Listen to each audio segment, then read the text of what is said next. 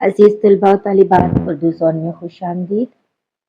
जमात नहम federal board नज़म हमद, जिसका उन्वान है कोई तो है जो निज़ाम हस्ती चला रहा है वही खुदा है।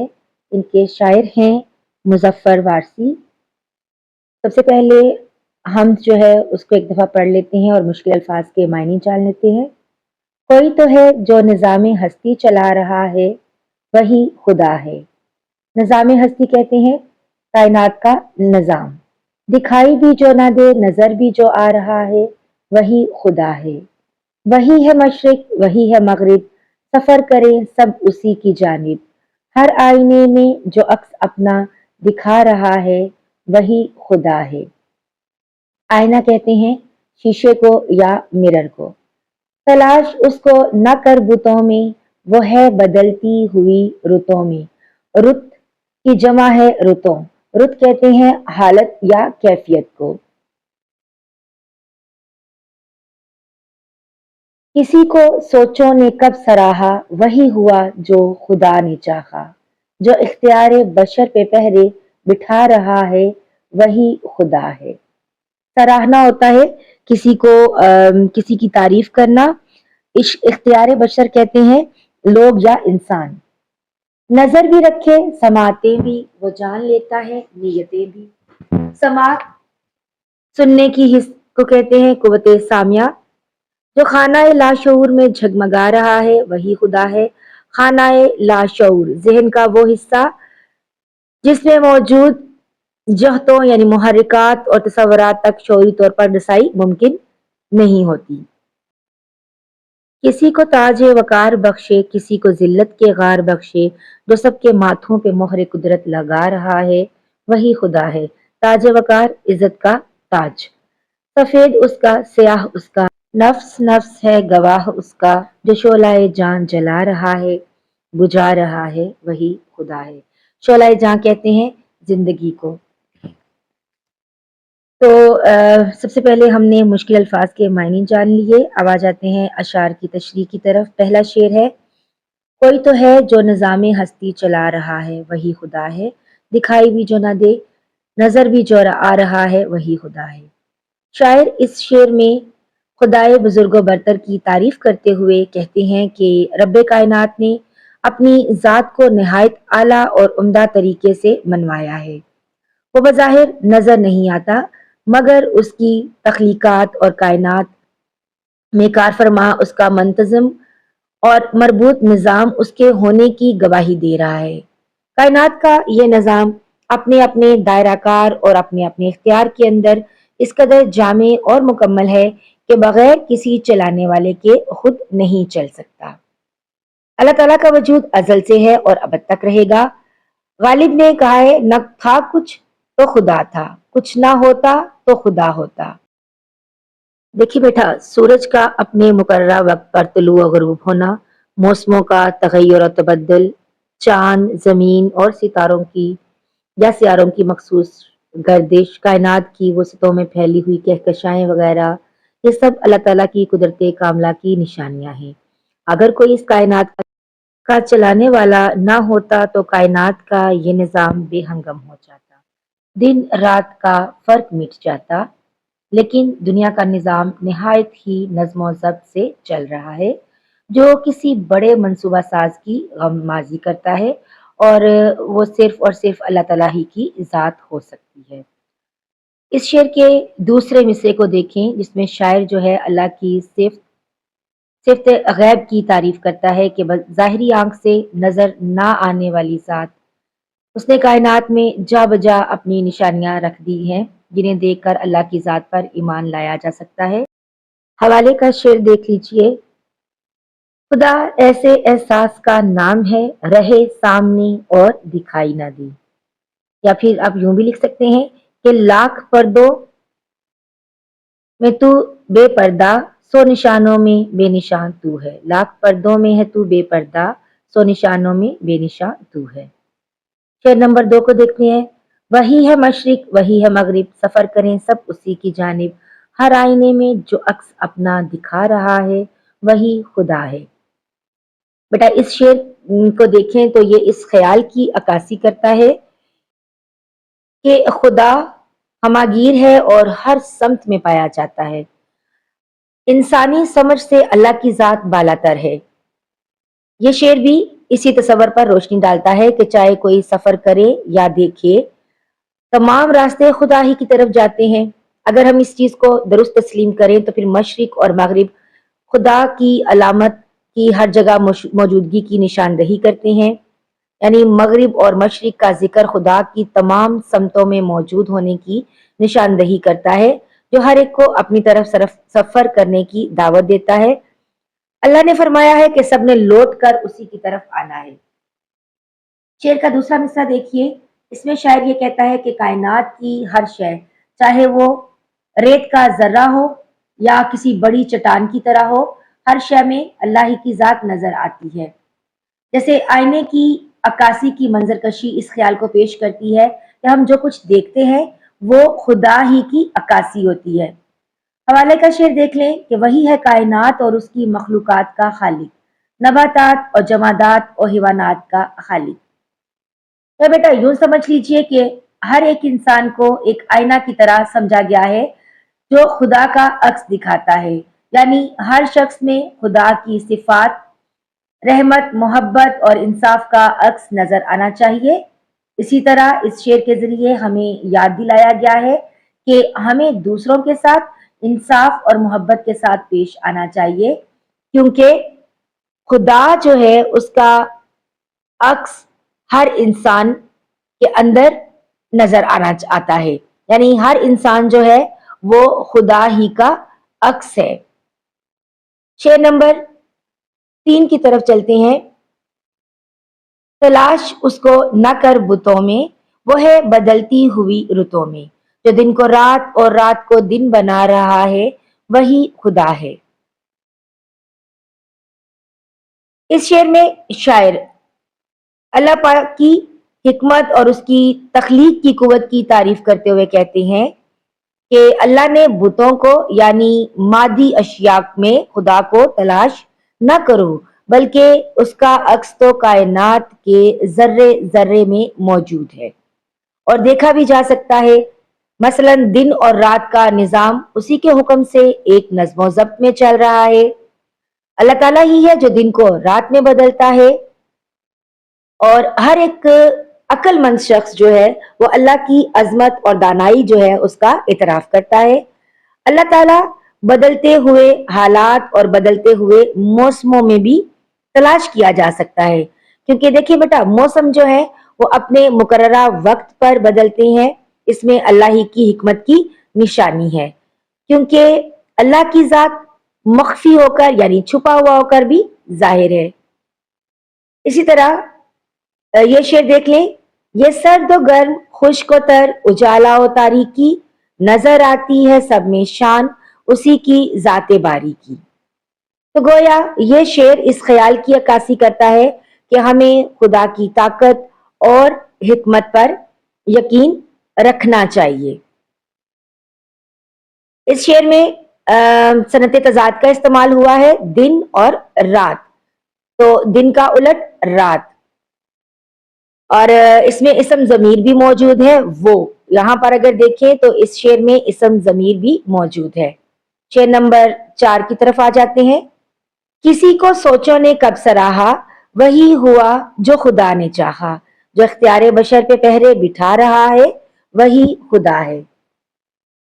چوتھے شعر میں شاعر جو ہے اللہ تعالیٰ کی قدرت کاملہ، اختیار اور اس کی طاقت کا اعتراف کرتے ہوئے کہتے ہیں کہ انسان کی ناتوانی اور خدا کی طاقت اور اختیار کی بہترین ترجمانی کرتا ہوا یہ شعر ہے۔ شاعر بتاتے ہیں کہ پوری کوشش کے باوجود بھی انسان کی طاقت نہیں کہ وہ اپنے مقدر کو بدل سکے۔ ہم کسی بھی چیز کی خواہش کریں یا اس کو حاصل کرنے کے بارے میں سوچیں اور اس کے حصول کے لیے جد و جہد یعنی محنت کوشش بھی کریں، مگر ہوتا کیا ہے؟ جو اللہ تعالیٰ چاہتا ہے۔ بیٹا انسان کو اللہ تعالیٰ نے محدود اختیارات دیے ہیں، اور ان محدود اختیارات کا مطلب یہ ہے کہ کوئی انسان کسی دوسرے انسان پر اپنی طاقت یا اپنے مال، حکومت اور حسن کی بدولت ظلم اور زیادتی نہ کرے۔ کیونکہ اگر انسان اپنے ان اختیارات سے تجاوز کرے گا تو پھر جزا اور سزا کے مرحلے سے بھی گزارا جائے گا۔ اس لیے انسان کو اپنے محدود اختیارات کے ساتھ زندگی گزارنی چاہیے، کیونکہ ان میں ہی اللہ کی کوئی نہ کوئی حکمت پوشیدہ ہوتی ہے، کوئی نہ کوئی دانائی کی بات چھپی ہوئی ہوتی ہے۔ تو بیٹا یہاں پر اس شعر میں دوبارہ دیکھیں، بشر کا الٹ جو ہے خدا ہے، تو یہاں پر بھی صنعت تضاد کا استعمال ہوا ہے، اور کب جو ہے حرف استفہام ہے۔ اگر ہم شعر کے فنی محاسن لکھیں گے تو کب اس میں جب لفظ استعمال ہوا ہے، کب کب حرف استفہام ہے، اور صنعت تضاد کا استعمال ہوا ہے، بشر اور خدا۔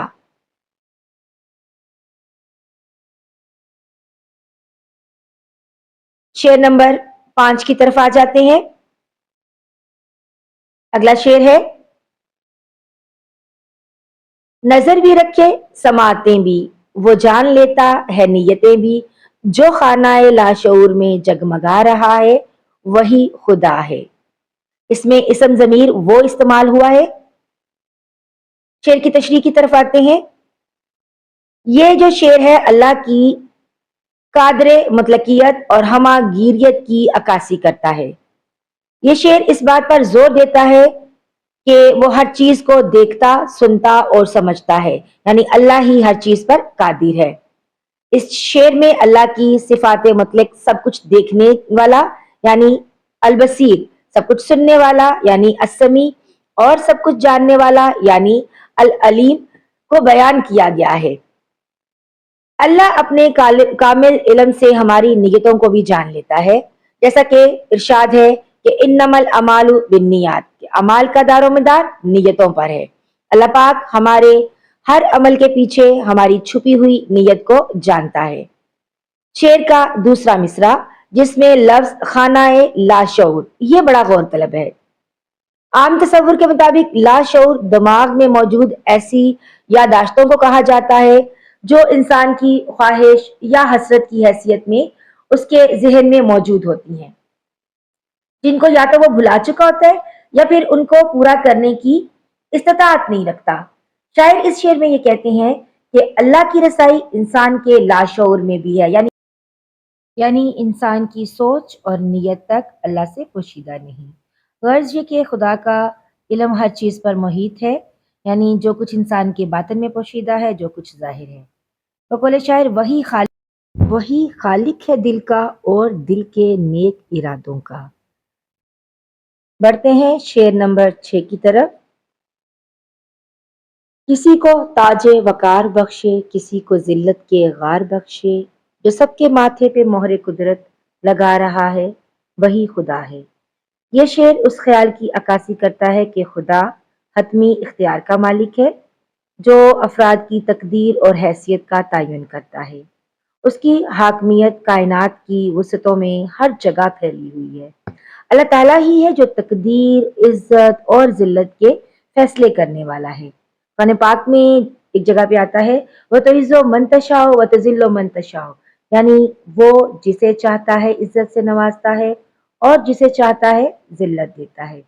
مہر قدرت، اس سے مراد یہ ہے کہ نیک لوگوں کی پیشانیاں جو ہے نا، وہ دن اور رات عبادت کرنے کی وجہ سے نماز میں اور تہجد میں جو سجدے کرتے ہیں، اس کی وجہ سے ان کے ماتھے پر جو نشان پڑ جاتا ہے، گویا یہ اللہ تعالیٰ کی طرف سے ایک مہر ہے جو قیامت کے دن روشن ہوگی۔ اور سورہ فتح میں اللہ کے ارشاد کا مفہوم ہے، آپ انہیں دیکھیں گے کہ وہ سجدے میں اور رکوع کر رہے ہیں، اور ان کا نشان ان کے چہروں پر سجدوں کے اثرات سے ہے۔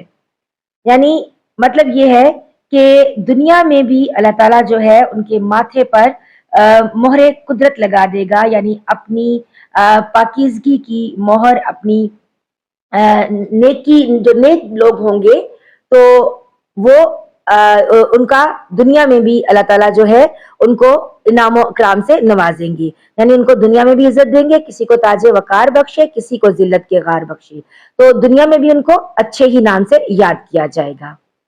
آخری شعر کی طرف بڑھتے ہیں۔ سفید اس کا سیاہ اس کا، نفس نفس ہے گواہ اس کا، جو شعلہ جان جلا رہا ہے بجھا رہا ہے وہی خدا ہے۔ इस शेर के पहले मिसरे में शायर ने मुहावरा इस्तेमाल किया है सफेद और स्याह। अच्छा, ये देखें तो ये सनत तजाद भी है, सफेद और स्याह। तो सफेद और स्याह का मालिक होना यानी हर एक काम करना। तो इसमें शायर ने इस मुहावरे का बड़ा अच्छा इस्तेमाल किया है। शायर कहता है कि अल्लाह पाक की जात जो है वो मुख्तार कुल है, यानी हर शय सिर्फ उसी के हुक्म के ताबे है। वो हर तरफ है, उसका जलवा हर तरफ और हर शय में दिखाई देता है, और उसके मालिक और मुख्तार होने की गवाही इस दुनिया की हर शय दे रही है।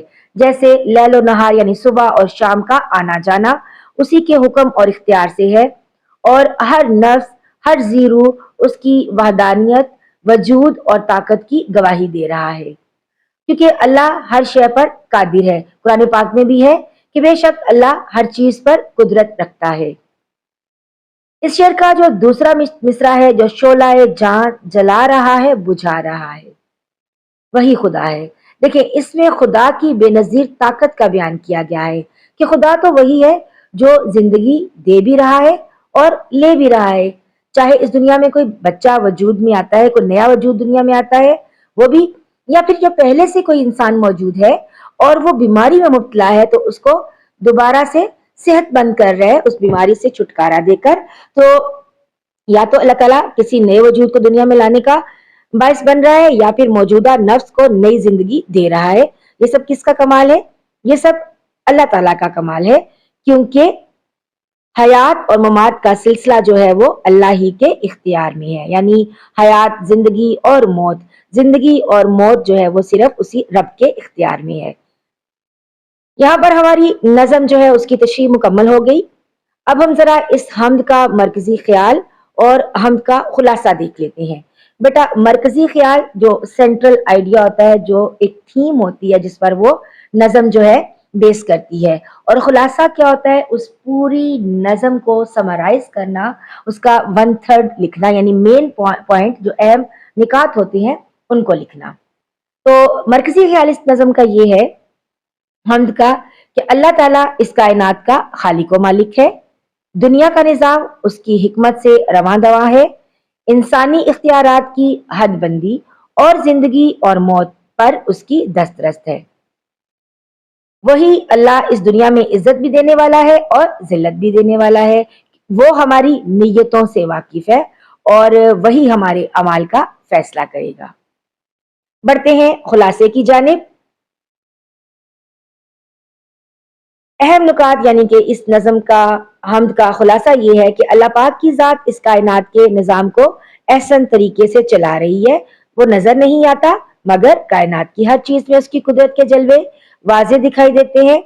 कायनात का नज़्मो ज़ब्त अल्लाह की कुदरत कामला की गवाही दे रहा है, क्योंकि अल्लाह ताला हमारी नीयतों से वाकिफ है, वो हमारे दिलों के हाल जानता है और जिंदगी और मौत का मालिक है।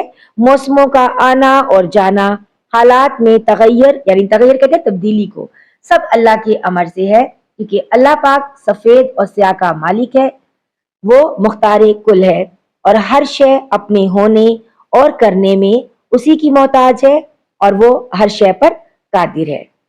जी तो बेटा, आज के इस लेक्चर में हमने हमद का मरकजी ख्याल जाना, हमद का खुलासा अपने अल्फाज में लिखने की कोशिश की, अशार की तशरीह को आसान अल्फाज में बयान किया गया, इसके साथ ही साथ हवाले के अशारात भी बताए गए और मुश्किल अल्फाज के मानी बता दिए गए। अगले लेक्चर में हम इंशाल्लाह इस नज़म के मशकी सवालात जो है वो मुकम्मल करेंगे। तो तब तक के लिए अपना बहुत सा ख्याल रखिएगा। अगर नए हैं तो चैनल को सब्सक्राइब कर लीजिएगा। मिलते हैं अगली वीडियो में। अल्लाह हाफिज।